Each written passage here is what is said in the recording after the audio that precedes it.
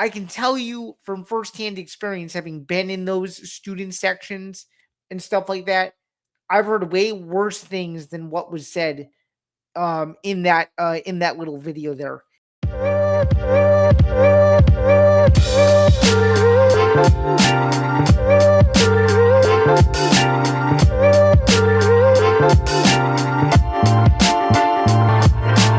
Welcome back, everyone. This is Bando's Breakdowns for Friday, March 27th, 2026. This is episode 83. My name is Zain Bando. Thank you so much for joining me on this late March Friday morning.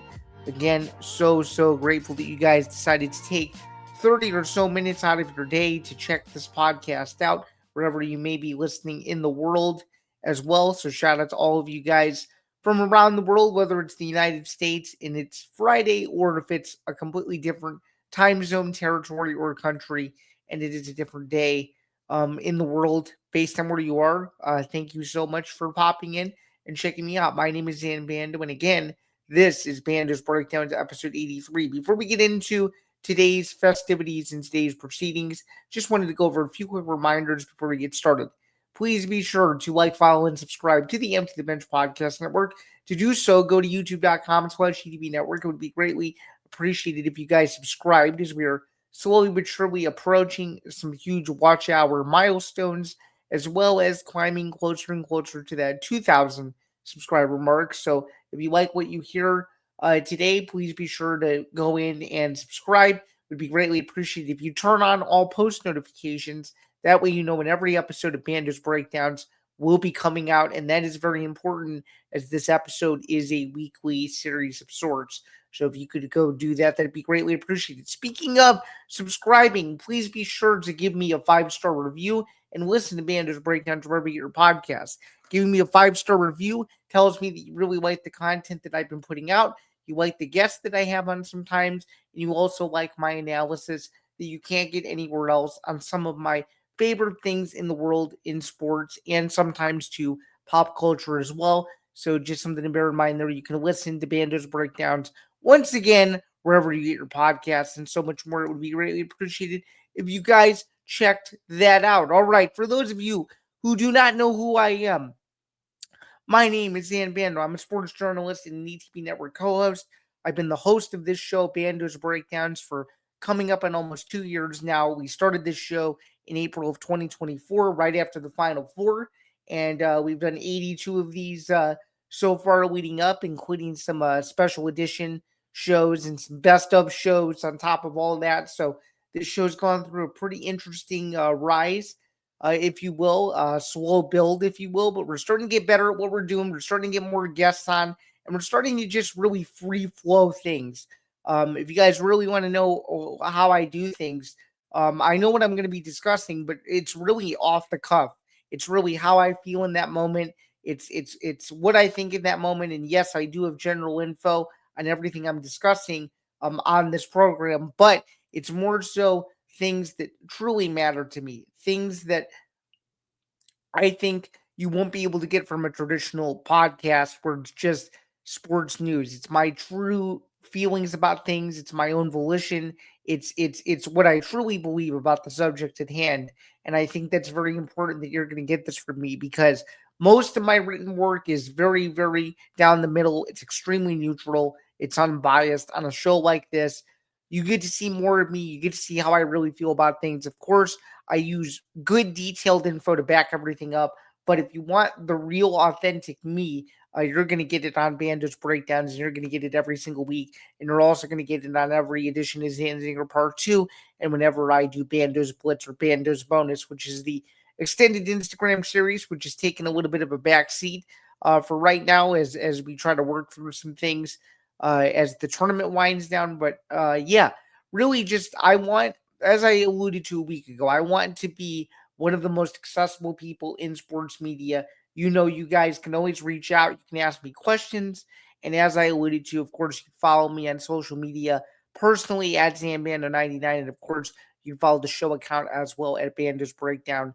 Again, it would be greatly appreciated. Any question you guys have, or anything you guys want me to hone in on or take care of, or any of that stuff, again, would be greatly appreciated if you guys did so there as well.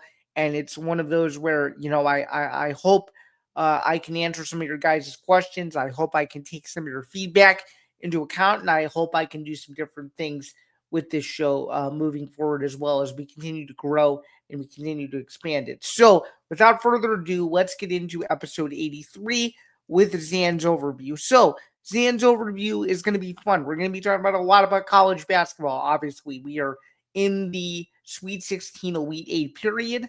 By the time you're watching this, we're going to be on the second day of Sweet 16 basketball before we get into the Elite 8 and then obviously Final Four in Indianapolis. So we'll be talking about whether or not my Final Four going into the end of the week here is still alive at the time that we're recording this. A little spoiler alert, it is still alive, but by the time this comes out, there could be a dent in it based on the results of Thursday night's action. But should still be exciting to talk about whether or not my Final Four still has a possibility of occurring. We'll be talking about the Midwest Regional, which is coming to Chicago later on tonight with two games, Michigan, Alabama, and Iowa State versus Tennessee. I will be at both of those games, and I will also be at the championship game on Sunday as well. You could get a all SEC regional final, or you could get a final between the Big Ten and the SEC, or the Big Ten and the Big 12. So it should be very interesting to talk about those matchups as well, how I see them stacking up.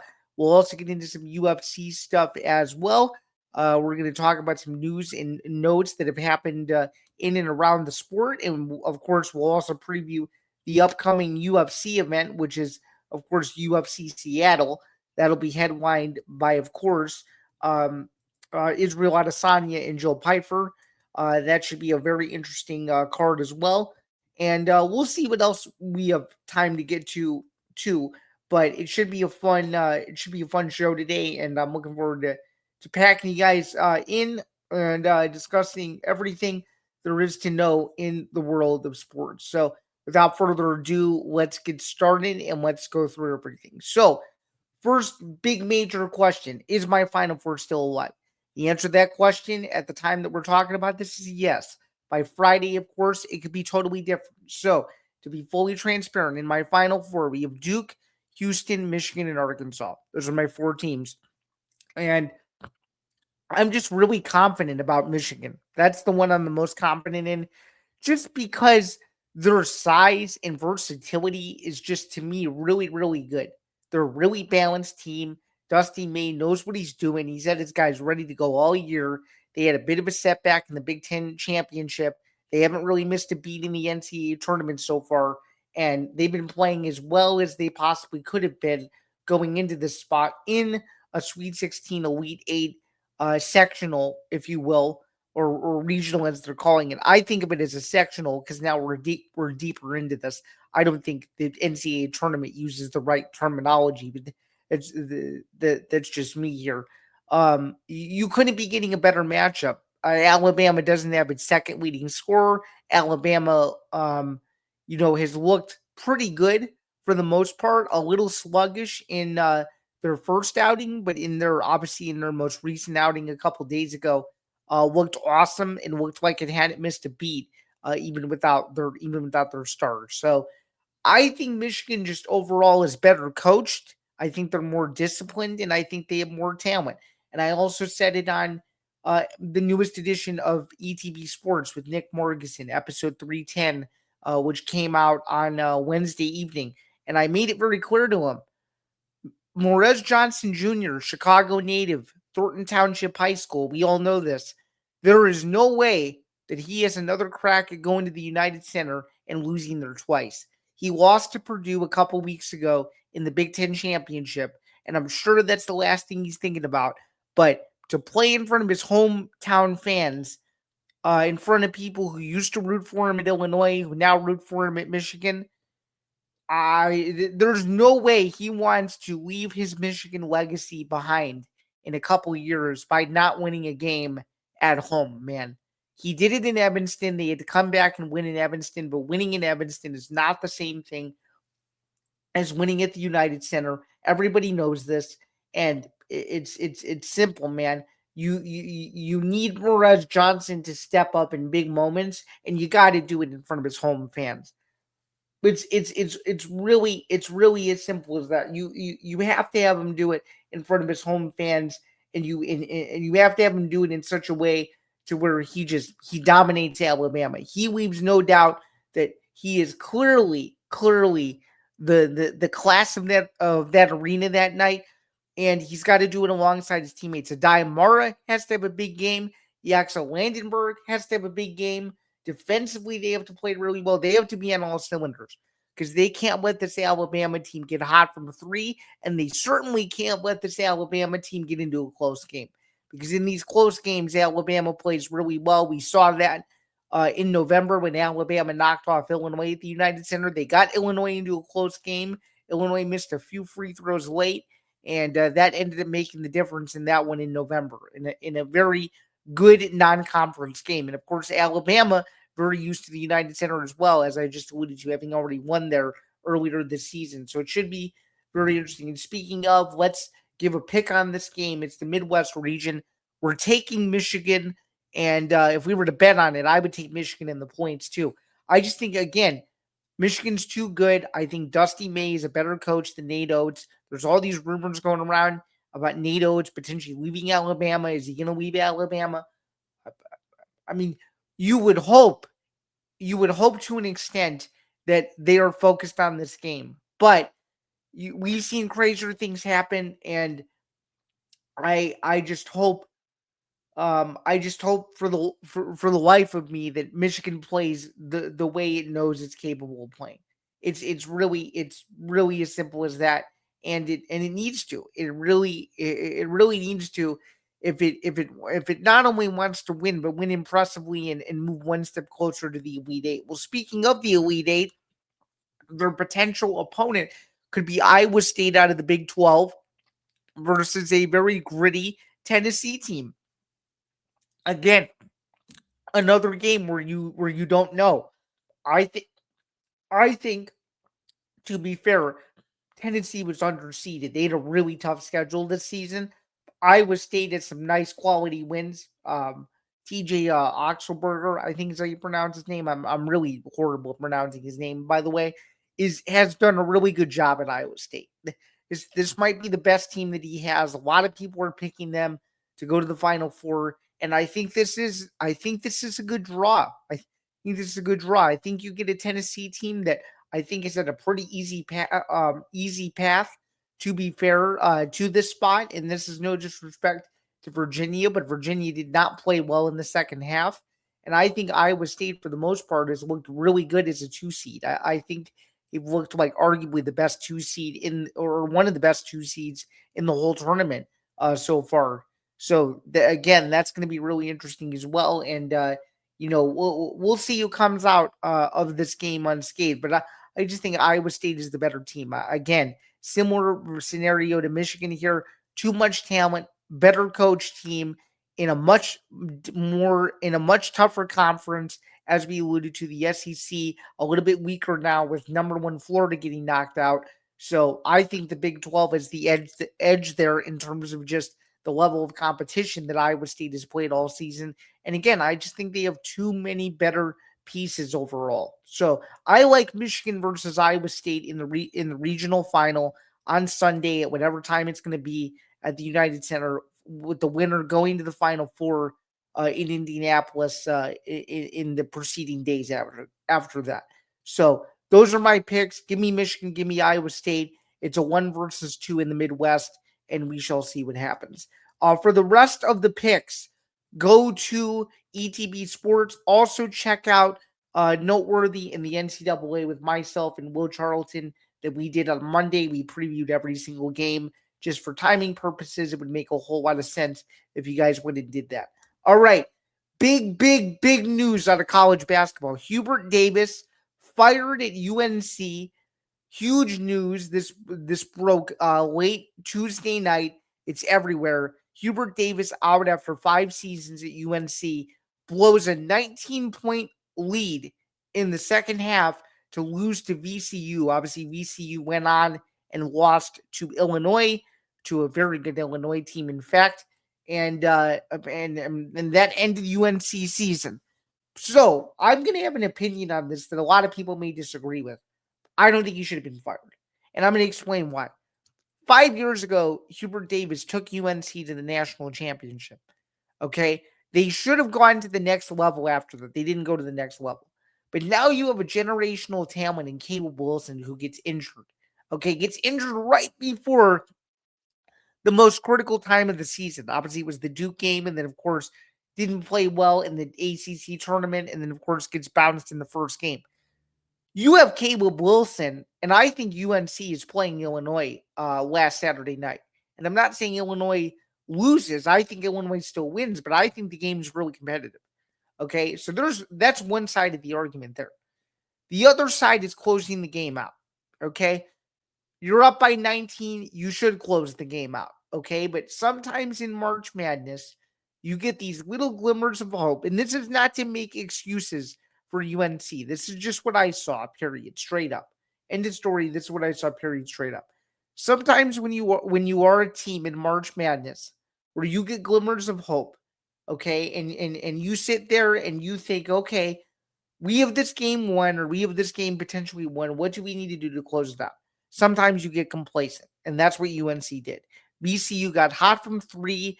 UNC could not get to the foul line when it needed to, could not convert when it needed to, and was just a team that seemed out of sorts from the very beginning from the midway point of the second half. Then you get to overtime, and it was a complete unravel. They could have won that game in overtime. But again, they let VCU hang around, and that's a major problem. You can't let these mid-major programs hang around, in these games against these power opponents, because you don't know what they're going to do. And that's what VCU did. And that's how they won the game.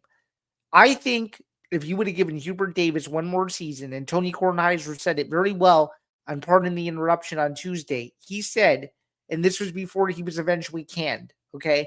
He said that if you give Hubert Davis one more year and you give Caleb Wilson one more season, they're a really good team. They're an ACC contender. They may not win the ACC, but they are darn close to being at that level. And of course, losing the guys they lost in the portal, especially Elliot Cadeau to Michigan this past year, was not helpful. Further cause of maintaining their status as being one of the better teams in college basketball. But it goes to show that sometimes you don't hire former players to be head coaches, and that's exactly what UNC did here. They're going to have to go out and make a big splash. And as I alluded to in the other segment, Nate Oates, there's rumors that he might leave Alabama for UNC. I'm going to say this. Why not? You've taken Alabama as far as Alabama can go. Alabama made it to the Final Four a couple years ago, and they didn't win. And they didn't win the national championship. I mean, if you can't go to the Final Four and win the national championship with the Alabama team that they had a couple years ago, where they lost to a very good UConn team, if I recall, because Purdue played NC State, then I don't know if they're ever going to get back there. And to be fair, UNC is a much more attractive job. Okay, and Nate Oates has won more with less at Alabama, and he will have more resources at UNC. Honestly, if he took the job at UNC, I would not hate it. I seriously wouldn't. I would be in full support of it. And in fact, that's a major name now. That puts Carolina back on the trajectory to where they need to be to keep being as consistent as they can in the years to come. And again, it's all going to be interesting. They haven't won a national title in quite a bit, but still, it'll be fun. And again, Hubert Davis will figure out what he wants to do after this. But the amount of money he's owed, according to Pete Thamel, $5.3 million, is certainly not cheap at all. So UNC is going to have to work through this. They're going to have to hire the right coach, and depending on who it is, who knows? But it should be interesting, though. I'm excited to see what UNC does. But I think I think if they make a splash, they gotta go. They gotta go and get Nate Oates. I don't think Mark Pope is the right fit. I think Mark Pope stays in Lexington for another year. Um, I really do. And I think the rest of the coaching market is just strange. So who knows? And by the way, there's a rumor. I don't know if it's gonna happen, but there's a chance that an SEC coach could go to the Big Ten. Is it Nate Oates? Is it Mark Pope? Is it somebody else that I'm not thinking about? I mean, clearly doesn't seem to me like it's Todd Golden, because Florida's already come out and said that Todd Golden is interested in staying there. So, and shoot, he just won the national title. So why would he why would he leave? I don't know. But nonetheless, though, that's the coaching carousel. Let's move on. Final 10 minutes of the show. UFC Seattle this Saturday night from the Climate Pledge Arena in Seattle, Washington. Main event of the evening: Israel Adesanya, Joe Piper, trying to keep a pretty good roll going here on UFC predictions. We went 9-4 this past week in London. We're going to try to do a few fights better this week. Let's take a look at the main event of the evening with Adesanya and Piper, because it is a very, very, very solid main event. And a lot of people disagree. But you got to get Adesanya back in the win column, man. I mean, this is... All right, we'll see. Anyway, big fight night card, 13 fights. Former middleweight champion, 24-5 is Adesanya. Joe Piper, 15-3. Adesanya, of course, number 8. Piper, number 15. I think this is Adesanya's fight to lose. Adesanya has to win this fight. He hasn't won a meaningful fight in 3 years. He's looked sluggish. His last couple did not look good against Dricus, did not look good against Sean Strickland, did not look good in his last fight either against, I think it was Nasruddin Imavov. I'm going to double check them on that in just a second here. But he has not looked good. He has not looked good when he needs to. And by the way, his UFC record right now is 13-5. I remember a time when he was undefeated and he looked like he was going to be beat. But let's take a look. 13-5 in the UFC. Yeah, he's lost 3 in a row, as I just alluded to, a little out of order. Imavov, Duplessis, Strickland. I think Piper is the perfect matchup because Piper has not fought a striker as good as Adesanya in the UFC. He's 15-3 in MMA right now. He's on a 3-fight win streak, 6-1 in the UFC. And again, his 2 biggest name value wins, or fights rather, one of them was a loss, were Kelvin Gastelum, who Adesanya has already beat, and Jack Hermanson, who's been a mainstay at middleweight for a long time. He lost that fight by decision. So it's clear. Oh, and he fought Kelvin Gastelum, who Adesanya beat all the way back in 2019. So, I mean, to even compare these guys' resumes is stupid because Adesanya's fought a who's who list at 185 over the years. And I just don't see how he loses. I really don't. A lot of people see this as a, passing the torch fight. Is Adesanya done? I really don't think so. I think Adesanya knocks out Piper. I think it's vicious. I think it's in the first or second round. And I think he puts himself right back into title contention. I really do. I think he needs 2 wins to stay in the mix. I really do. You obviously have the Hamzat Sean Strickland fight. This Adesanya Piper fight is important. There's a couple other fights as well. Dricus Duplessis is on deck as well. I mean, there's a bunch of stuff going on in middleweight right now that I think is very interesting. So I love Adesanya in this spot. Some other fights, we're not going to pick them, but stay tuned for picks on the MMA Outsiders this week on, check out the rest of our picks. Jack Gold and myself from Thursday's MMA Outsiders. We went over the whole card, but just to kind of highlight a few other fights on the card, Macy Barber finally makes her return against former champion Alexa Grasso. Michael Chiesa is in his retirement fight in Seattle opposite Nico Price. Julian Erosa is on this card. Mansur Abdul-Malik is on this card. Terrence McKinney and Kyle Nelson. Chase Hubert's on this card. Ignacio Bahamondes is on this card fighting a stud in Tafik Musayev. Tyrell Fortune makes his UFC debut against Marcin Tybura. Casey O'Neill is on this card as well. Navarro Sterling is on this card, and it opens the show with Alexia Tainara versus Bruna Brazil. So 13 fights, usual Paramount stuff, 8 Eastern main card, 5 Eastern prelims. You won't want to miss it. Again, only on Paramount Plus in the middle of all the March Madness chaos. Final UFC topic for today. Conor McGregor put on social media that he is coming back June 11th, International Fight Week, for what we assume is going to be the next numbered UFC event following UFC Freedom Fights 250 in Washington, D.C. There appears to be some rumblings that he could be fighting Jorge Masvidal, because Jorge Masvidal has his own podcast now. It's the Death Row podcast, where he teased that he turned down an insane offer of $10 million from Netflix to compete on that Netflix card in May, and instead is going to be returning to the UFC, and there are 3 potential opponents for him. I'm going to give you my guesses as to who they are. McGregor is one of them. I think the UFC could maybe give into that.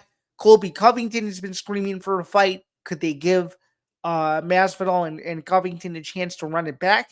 Or could it be Kamaru Usman rematch? Those are the only 3 fights that I think make sense for one simple reason and one simple reason only. Eyeballs and name recognition. All 3 of those guys are names.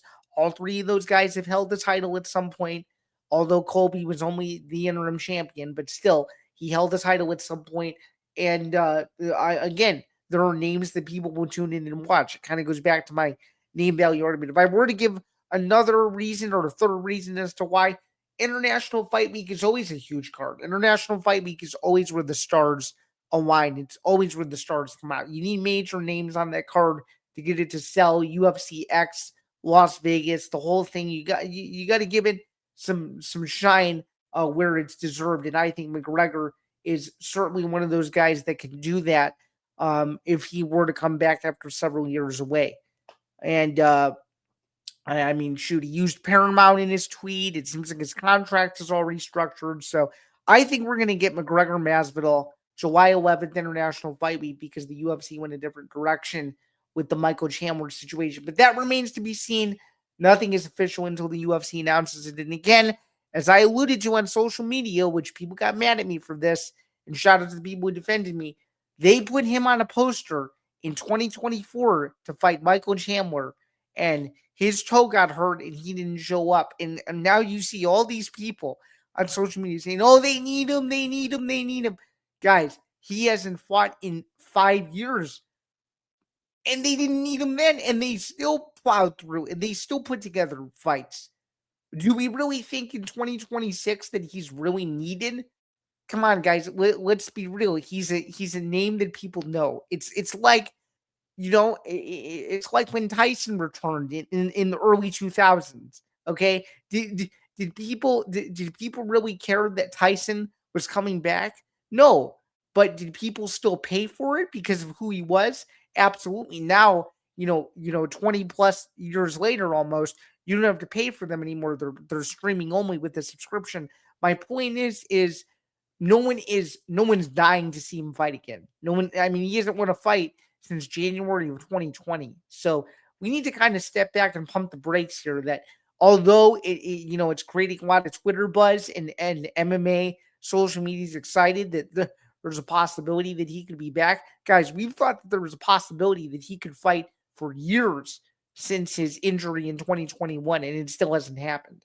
So I gotta give it to the people who doubted him years ago when I disagreed, and now I'm starting to see the realization that some of these people are just nutty.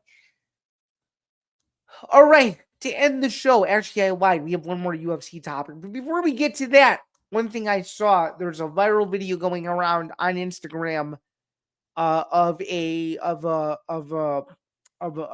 journalist. Let's just say that a journalist and his wife critiquing the Illinois-Penn shear, which has gone viral. Of course, Illinois dominated the game and won 105-70 to advance in the NCAA tournament. But this chant has kind of taken on a viral nature of its own, and we will watch it in just a second, and I will tell you my opinion. And here's my reaction to that viral video. Here we go. The band and the cheerleaders for Penn. That's all right. That's okay. You're going to work for us someday. The Penn cheerleaders. And the cheerleaders all laughing. And I just thought that was gross. It is. And I've heard this cheer before. This is nothing new. I haven't heard it in a long time. And I've always thought it was like low class. And I hear low class cheers in various places and not quite that low class. I hear in softball, I hear some things that I don't like when they target pitchers and things like when pitchers are having a rough go or, I don't like that. But this I felt particularly like when an Ivy League school, they know not necessarily that there is, but they know there's an assumed class difference between a public school and an Ivy League school. And when you get blown out of the water like that, I think you just pack up and go. I don't think you need to sit there and say, yeah, well, you know what? We may have lost this game, but we're really rich, or we're going to be really rich. And there was just something about all those cheerleaders and those Ivy League uniforms that laughing, all of them, there wasn't a single one who wasn't laughing. I looked at this after getting massacred like that. I just thought, really? You have the audacity to sit there after a loss like that and think that this is how you want to go out? I really, and I never comment, but I went and I commented and I wrote gross. I just really didn't like that. I don't know. What do you think about that? I think it's one of the reasons we got Trump. At the end of the day, one of the things, the catastrophes that's happened to our country is that the Democratic Party has lost the working and the middle class, and they become a party of the professional and highly educated class. The Penn grants. Trump won Americans who make under $100,000 a year. For a Democratic Party, that's a judgment. That is an indictment. Democratic Party was built with working class people in mind. And for the Democratic Party to lose voters who make less than $100,000 to Donald Trump, why? Because I think a lot of ordinary voters, feel that the Democrats have lost touch. Yeah, so that was kind of a little snippet of that video there, and again, everybody has a right to their own opinion and stuff like that, and I don't know, man. I just think there's a better way to go about it. Where they lose me is the political argument, and again, this isn't a political show, but it's someone who has now, gone over to the media side of things and is no longer, attending Illinois games as a fan. Well, to be fair, I did attend one as a fan this past season, but for the most part, 99.5, let's call it, percent of my Illinois ventures are with the media credential. I can tell you from firsthand experience, having been in those student sections and stuff like that, I've heard way worse things than what was said in that little video there.